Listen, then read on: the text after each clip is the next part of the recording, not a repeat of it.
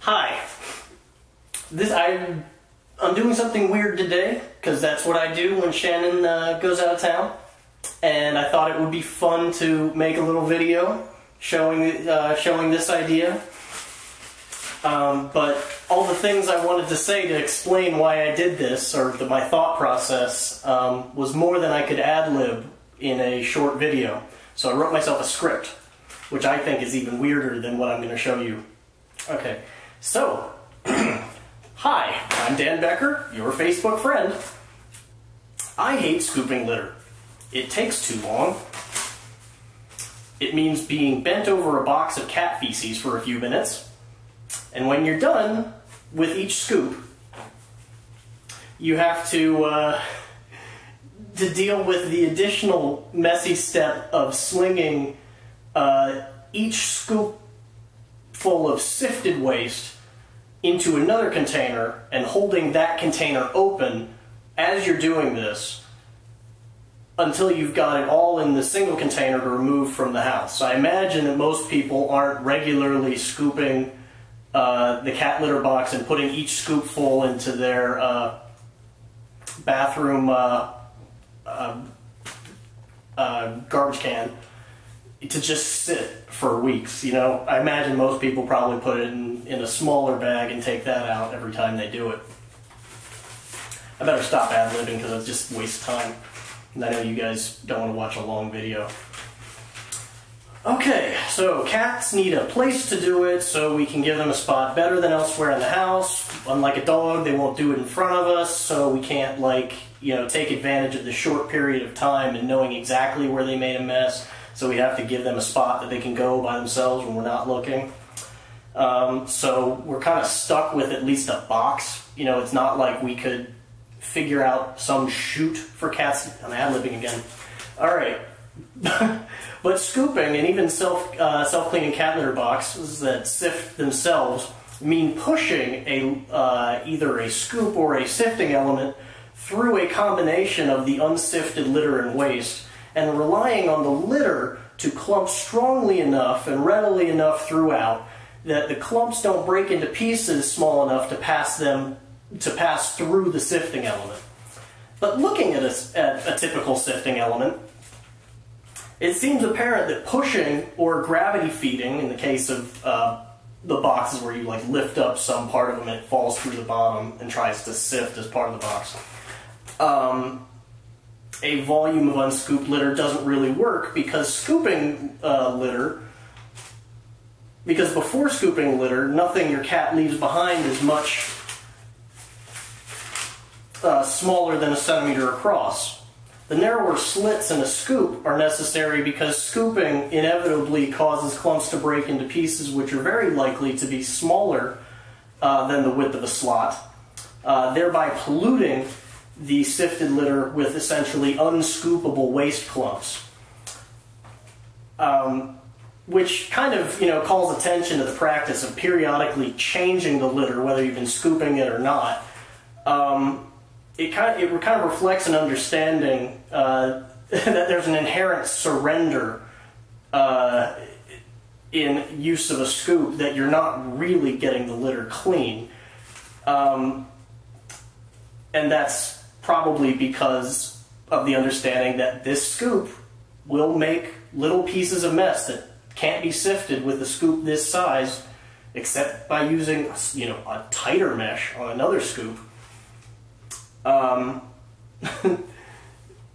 So it doesn't fully separate the waste and render the sifted litter fresh again, in the sense of being free of the waste. I mean, think about it. If your cat's urine touches some litter, it absorbs the urine and sticks together. If some litter doesn't adopt that property and stays granular, it's essentially still unused. So hopefully the method I'm going to show you will eliminate the step of having to decide that the litter as it's sitting, whether scooped or not, is so gross that you just need to throw all the litter away.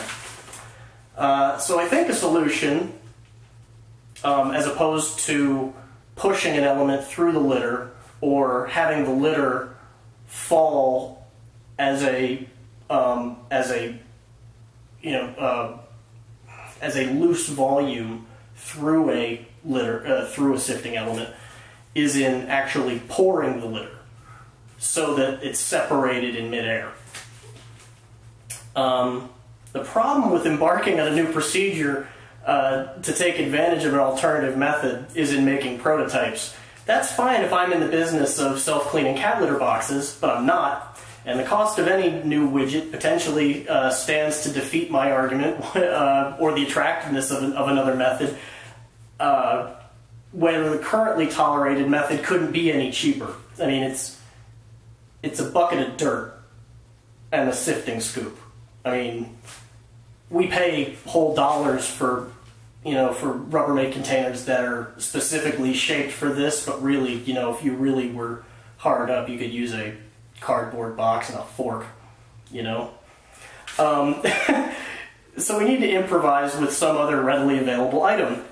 So what readily available item do I expect that you have in your house that you'll use for sifting without ruining it? Obviously, pouring litter over the scoop will just make a mess, as it's pretty small.